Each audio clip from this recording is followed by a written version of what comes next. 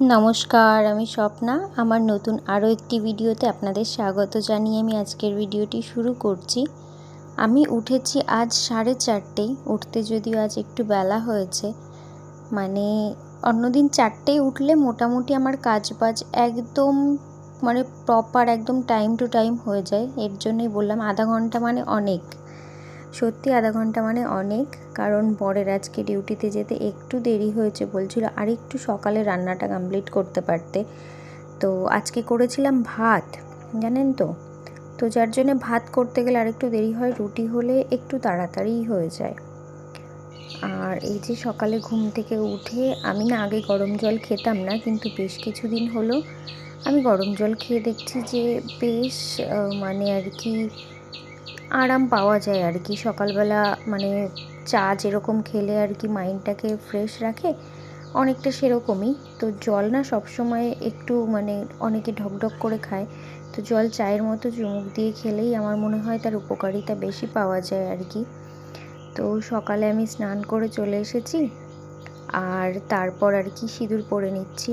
আর আপনি নিজে যত যত পারবেন, এটা নয় যে সবসময় আপনাকে মেকআপ করে থাকতে হবে, আপনি যত নিজেকে ফিটফাট রাখবেন, যত পরিষ্কার পরিচ্ছন্ন জামা পরবেন, যত সুন্দর সুন্দর জামা পরবেন, নিজেকে যত আয়নার সামনে দেখলে মনে হবে যে না আপনি ভালো লাগছে, তত আপনার অরাও ভালো হবে। এটা আমি জানতাম না, এটা আমি একটা দিদির কাছ থেকে শুনেছিলাম। তো আমি বাড়িতে আগে যে জামাগুলো হয়তো রং চটে গেছে, যেগুলো হয়তো নাইটি, সেগুলোই পরে থাকতাম। তো ওই দিদি আমাকে একদিন বলেছিল যে তুই একটা দিন 24 ঘন্টা আমার কথা শুনে কাটিয়ে দেখবি যে তোর কেমন লাগে, তারপর তুই আমাকে বলবি। কোথাও যখন যাস, সুন্দর করে সাজিস, তখনের দিনটা কেমন লাগে। তো আমি প্রত্যেকটা মেয়েদেরই বলতে চাই যে নিজেকে সত্যি সবসময় একটু হলেও গুছিয়ে রাখার চেষ্টা করো। আমরা ঘরটাকে যেরকম গুছিয়ে রাখি, নিজেকেও সেরকম পরিপাটি করে গুছিয়ে রাখলে তুমি দেখবে মনটা অনেক ভালো লাগে, সত্যি অনেক ভালো লাগে। তো যার জন্য নিজেকে রেডি করতে আমার খুবই ভালো লাগে। তো যার জন্যে স্নান করে এসে আর আমি না চুলটাকে টাইট করে বাঁধতেই বেশি ভালোবাসি। তো চলুন রান্নাঘরের দিকে চলে যাই। এই যে সকালে করব ভাত আর একটু তেল পটল করব, অনেক দিনের ইচ্ছা আছে। আর আমি যেহেতু নিরামিষই খাই, তো আজকে নিরামিষ তেল পটলের রেসিপিটা ভেবেছি আপনাদের সাথে আমি শেয়ার করি। তো ওই যে ভাত চাপিয়ে দিয়েছি, আর বরমশাই রাত্রে না চিকেন এনেছিল। তো ওর যেহেতু চিকেনটা বেঁচে গেছিলো কিছুটা, তো যার জন্যে ওর ওই চিকেনটা দিয়েই হয়ে যাবে। তো আমি আমার জন্যে বা দুপুরের জন্যে একবারেই আর কি ওই তেল পটলটা করব। তো ভাবলাম সেটা আপনাদের সাথে শেয়ার করি যে কী করে করি আর কি। তো তেলটা অনেক গরম হয়ে গেছে, আর এই যে পটলটাকে আমি ঠিক এরমভাবে কেটে নিয়েছি দু সাইডে। আর তেলটা ভালো করে গরম হয়ে গেলে পটলটাকে খুব ভালো করে এবং আস্তে আঁচে ভাজতে হবে। এটা নয় যে একটু জোরে আঁচ দিলে কি হবে, ভেতরে না ভালো করে সেদ্ধ হবে না আর বাইরেটা পুড়ে যাবে। সুতরাং গ্যাস একদম কম করে অনেকক্ষণ ধরে ভাজতে হবে, অনেকক্ষণ ধরে। আমার মা সব দিনই বলতেন যে পটল না সব দিন ভেজে রান্না করলে পটলের স্বাদ দ্বিগুণ হয়ে যায়। আর পটল ঝোলে কম ফোটাতে হয়, তাহলে ওর মধ্যে, পটল তো এমনিও জল জাতীয় সবজি, পটলের মধ্যে জল ঢুকে গেলে ওরা নিজস্ব স্বাদ থাকে না। তো যার জন্যে পটল সব দিনই মাকে দেখেছি একটু বেশি করে ভেজে আর কম ফোটাতে, ঝোলটা যখন নামাবে তার একটু আগে পটলটাকে দিতে, তাহলে নাকি স্বাদ অনেকক্ষণ থাকে। আর এটা আমি করেও দেখেছি, এটা সত্যিই তাই হয়। নুন আর হলুদ দিয়ে আমি পটলটাকে বেশ অনেকক্ষণ ধরে ভেজেছি। আর আপনি যদি ধৈর্য ধরে কোনো রান্না না করতে পারেন, সেই রান্না কিন্তু কখনোই সুস্বাদু হবে না, কখনোই না। তো সুতরাং ধৈর্য ধরে রান্নাটা করতেই হবে। অনেকে বলে 5 মিনিটে এটা রেডি হয়ে যাবে, 5 মিনিটে ওটা রেডি হয়ে যাবে, একটা ভিডিওতে দেখায়, বাট এরকমটা কখনোই হয় না। যে কোনো কাজে টেস্টি জিনিস হতে গেলে, যে কোনো সুন্দর জিনিস হতে গেলে তার পিছনে ধৈর্য তো লাগেই লাগে। সময় আর ধৈর্য, এই দুটো জিনিসই ভীষণ জরুরি। আর অনেকেই বলেন যে নিরামিষ খাবার হয়তো মাছ মাংসের থেকে ভালো না। যারা মাছ মাংস খায়, আমি কখনোই কম্পেয়ার করব না যে মাছ মাংস হচ্ছে নিরামিষের কাছে, কারণ নিরামিষের আলাদা একটা স্বাদ আছে, মাছ মাংসের আলাদা একটা স্বাদ আছে। কিন্তু হ্যাঁ, নিরামিষ খাওয়ার অনেক উপকারিতা আছে, সেটা আমি বলতে পারি, কিন্তু স্বাদ সম্পূর্ণই আলাদা। এই যে ছেলে উঠে গেছে, ছেলে উঠে আমার কাছে এসেছে আর আমি ওকে আদর করছিলাম। আমি বললাম আচ্ছা রান্না করতে করতে তুমি উঠে গেছো।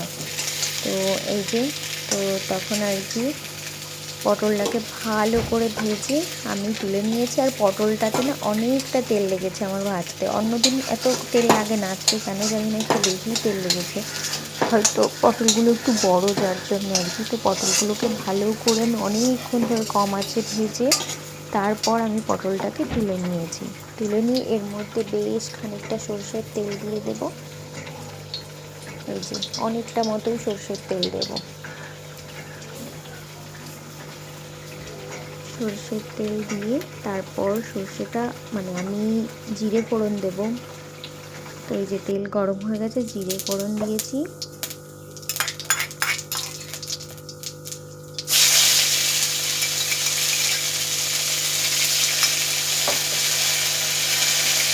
আমি মশলাটার মধ্যে দিয়েছি জিরে, ধনে, একটুখানি আদা আর দুটো তিনটে চালমগজ দিইনি বললেই চলে, জাস্ট এক তিনটে হাতে উঠেছিল সেটুকুই দিয়েছি। মশলা আপনি যতই কম দেবেন তত সবজির স্বাদ বেশি হবে। অনেকে ভাবে মশলা একটু বেশি দিলে হয়তো সবজির স্বাদ হয়, কিন্তু এটা একদমই নয়। মশলা আপনি অল্প দেবেন, পরিমাণ মতো, তো তাহলে হচ্ছে সবজির স্বাদটা বজিয়ে থাকে। তা না হলে শুধু মশলারই টেস্ট পাবেন, আপনি সবজির টেস্টটা আর পাবেন না। তো যার জন্য আমি মশলা খুবই কম ব্যবহার করার চেষ্টা করি। আর মশলাটা ভালো করে কষিয়ে আমি তারপর দিয়ে দিয়েছি জল। আর আমি না তেল পটলে আবার মাঝে মধ্যে একটু আলুও দিয়ে দিই। তো যার জন্যে পাতলা পাতলা করে আমি আলু ভাজার মতো করে না কিছুটা আলু কেটে নিয়েছিলাম। আমার যে কোনো সবজিতে আলু দিতে ভীষণ ভালো লাগে, আলু খেতেও খুব ভালো লাগে। আলু অ্যাকচুয়ালি আমার মনে হয় বাঙালিদের না, সমস্ত মানুষদেরই প্রধান খাদ্য হিসেবে, প্রধান সবজি হিসেবে গণ্য করা হয়। কারণ আলুর মতো সুস্বাদু আমার মনে হয় না যে আর কিছুই আছে। তো এই যে আলুগুলোকে আমি একদম পাতলা পাতলা করে কেটে নিয়েছিলাম, তো সেই আলুগুলোই আমি দিয়ে দিলাম কড়াইতে।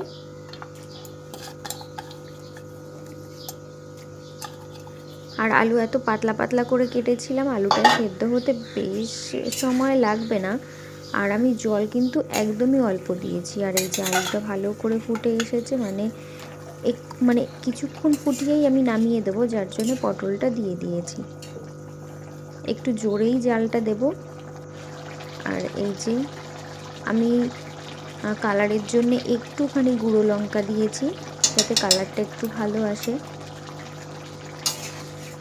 আর আমার যেহেতু লোহার কড়াই, তো সেহেতু একটু না একটু কালচে ভাবটা আসে আর কি, যার জন্য আমি একটু হলুদের পরিমাণটা বেশি দিই, একটু লঙ্কার গুঁড়ো দিই, যাতে কালারটা একটু চেঞ্জ হয় আর কি।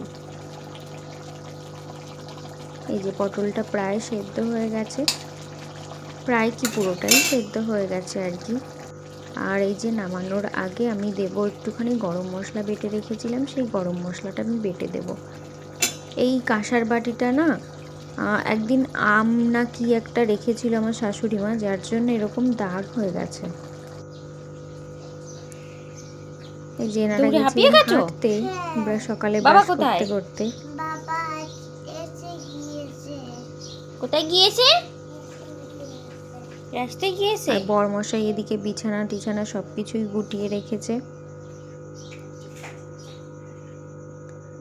আর এই যে আমার তেল পটল রেডি। তেল পটল বলা চলে না, আলু পটল আর কি। আর এই যে সকালে আমলকি ভিজিয়ে রেখেছিলাম, এটা খেয়ে নেবো এখন। খেয়ে নিয়ে তারপর আমি না কাল রাধানাম মাত্র 4 লাইন লিখেছিলাম, কারণ বললাম যে কালকে বড়মশাইয়ের সঙ্গে একটু বেরিয়েছিলাম একটা কাজে, তো যার জন্য লেখা কমপ্লিট করা হয়নি।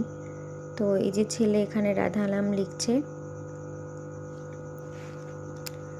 তো আমাদের লেখা কমপ্লিট হয়ে গেলে আমরা খেতে এসেছিলাম তেল পটল আর এই যে ঘি। ঘি আমি সব দিন না খেলেও মাঝে মধ্যে খাই, যখন মনে পড়ে আর কি যে হ্যাঁ ঘরে ঘি আছে, খাই ঘি দিয়ে, তো তখন খাই, কিন্তু সব সময় মনে থাকে না। আর এই যে খাওয়া দাওয়ার পর এই যে এঁটো বাসনগুলো এখন নিয়ে যাব মাজতে। আর এই যে এঁটো জায়গাটা একটু ভালো করে মুছে নেব, কারণ বাচ্চা মানুষ তো, ও কখন আবার এসে পাড়িয়ে দেবে, তো ওর থেকে আগে ভাগে মুছে নি বাবা। কারণ ওর তো কাজের শেষ নেই। আমার ছেলে এসে বলবে মা আমি এটা করে দেবো, আমি সেটা করে দেবো। আমি মাঝে মাঝে, এত দুরন্ত বাচ্চা আমার ছেলে, আমি মাঝে মাঝে লোকের বাচ্চাকে দেখে ভাবতাম আচ্ছা এর মতো একটু শান্ত হলে কত ভালো হতো, তাই না? কিন্তু যাই হোক না কেন, বাচ্চা বাচ্চাই হয়। তো ও তো ছোটোবেলায় দুষ্টুমি করবেই, এটা তো স্বাভাবিক। আর এটা আমাদের সবারই মানতে হবে, বড় হলে তো আর করবেই না। আর আমি চলে গেছিলাম এই যে গ্যাস মুছতে। গ্যাসে বেশি একটা আজকে নোংরা হয়নি, একটুখানি তেল ছিটে ছিটে পড়েছিল, যার জন্যে না আমি আর স্কচব্রাইট দিয়ে মুছলাম না, শুধু একটুখানি কাপড় দিয়ে মুছে নিলাম, একটা টাওয়াল দিয়ে, যে বেশি নোংরা তো হয়নি আজকে গ্যাসটা, তো টাওয়াল দিয়ে মুছলেই হয়ে যাবে। তো টাওয়াল দিয়েই শুধু মুছে ফেলি। আর অন্যদিন রান্না করতে গেলে তো গ্যাসের যা অবস্থা হয়ে থাকে, তো সেদিন তো স্কচব্রাইট দিয়ে মুছতেই হয়, মানে ভালো করে স্কচব্রাইট দিয়ে মাজতেই হয়, কিছু করার নেই। কিন্তু আজকে দেখলাম গ্যাসটা বেশি নোংরা হয়নি, তো তাড়াতাড়ি করে মুছে নিই।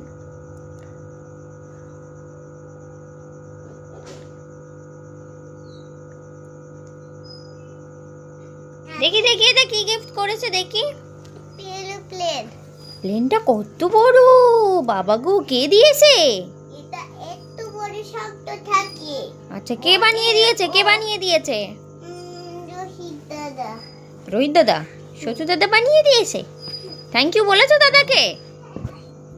না এখানে বললে তো হবে না, দাদাকে গিয়ে বলতে হবে। গেছিলাম দোকানে, দোকান থেকে যে লাড্ডু আনলাম, আর লাড্ডু আমার ভীষণ ভীষণ ভীষণ প্রিয়। এখন লাড্ডু খাবো। যখন আমি রাধা নাম লিখতাম না, যখন আমি কণ্ঠী ধারণ করিনি, তো তার আগে পর্যন্ত আমি প্রচণ্ড হ্যাপি থাকতাম, মানে প্রচণ্ড। তখনও আমি কৈলাস খেরের গানগুলো শুনতাম, সাইয়া, तू जो छू ले प्यार से आराम से मर जाऊं, তো যে কোনো সফট সং শুনতাম আমি। আর অল টাইম আমি ভীষণ পজিটিভ থাকতে পছন্দ করি। আমি যখন রান্না করতাম তখনও আমি গান শুনে শুনে রান্না করতাম। তো আপনাদের যেটা ভালো লাগে, যেটা মন চায়, আমি বলবো সেটাই করুন, জীবনটা আপনার।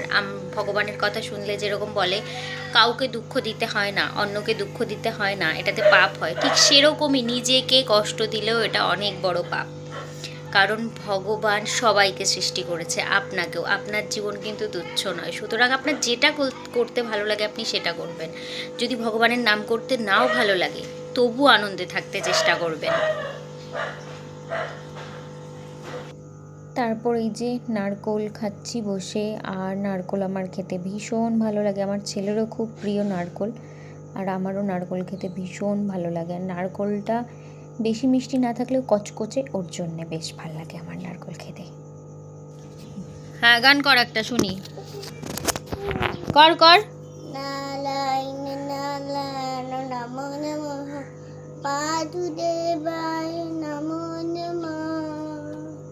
आज तुमने दिए दर्शन अपने प्रिय, हर पल हर दिशा तुम दिखे, अपने सुध बुध में हार मेरा बस दुई सवाल, तुझसे चीज को है चाल, पालिया पालिया, बादलों में गोपे लगाऊं, सागर में उठता जाऊं, खुद को मैं रोक न पाऊं, रोकना थाम लो सरा, ओम नमो भगवते वासुदेवाय नमः, ओम नमो भगवते वासुदेवाय नमः, ओम नमो भगवते वासुदेवाय नमः। আমি চোখের জলটা মুছে দেবো হবে, বলছি চোখের জলটা মোছো। এই যে হাতে দুপুরবেলা বসে বসে মেহেন্দি করেছিলাম। আর জানেন তো, দোকানে গিয়ে বলেছি মেহেন্দি দিতে, অন্য চায়না মেহেন্দি দিয়েছে। আমার মনটা একটু খারাপ হয়ে গেছিলো, কারণ চায়না মেহেন্দি আমি কোনো দিনও পরিনি। আর এই যে ইনি আবদার করেছে আমাকে মেহেন্দি পরিয়ে দাও, তো বললাম আচ্ছা ঠিক আছে দাঁড়াও, আমি মেহেন্দি পরিয়ে দিচ্ছি। এই যে মেহেন্দি তোলার পর এরকম একটা রঙ হচ্ছে, কিন্তু আমার চায়না মেহেন্দি কখনোই ভালো লাগে না। আমার ওর থেকে সিং মেহেন্দিই বেশি ভালো লাগে। এগুলো কে এনে রেখেছে? তুমি? এগুলো সব ও একা একা বয়ে বয়ে এনেছে, তাই তো? হ্যাঁ, মায়ের হেল্প করেছো তুমি, থ্যাংক ইউ তার জন্যে।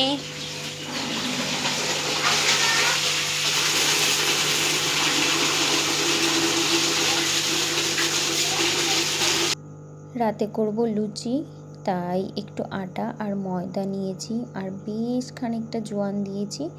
আপনি যদি লুচি পরোটা করেন, তার মধ্যে জোয়ান দিলে গ্যাস, অম্বল, অ্যাসিডিটি এগুলো কিছুই হবে না। তো জোয়ানটা অনেকটা হাতের মধ্যে পড়ে গেছিলো, আমি অতটা দিইনি, অর্ধেকটা দিয়েছি আর অর্ধেকটা আবার কৌটোই রেখে দিলাম। আর এই যে চিনি দিয়ে দিলাম বেশ খানিকটা, আর হলো নুন দেব, নুন আর 1 কোষ, আমি জানি না ওটাকে আপনারা কি বলেন, আমরা 1 কোষই বলি। তো মেপে আমি এখানে প্রায় 750 মতো ময়দা নিয়েছি, মানে টোটাল আটার ময়দা দিয়ে। তো সেটাতে আমি 1 কোষ মতো তেল দেব, পুরো 1 কোষ মতো তেল দিয়ে ভালো করে এটাকে ময়াম দেব। আমার মা বলতেন যে ময়দায় যত ভালো ময়াম দেওয়া হবে তত লুচিটা ভালো হবে। আমি দেখাচ্ছি ঠিক কেমন আর কি লুচিটা, মানে ময়ামটা হবে। আপনি মুঠো করবেন, মুঠো করলে দেখবেন যে ময়দাটার মুঠো যেন না ভাঙে।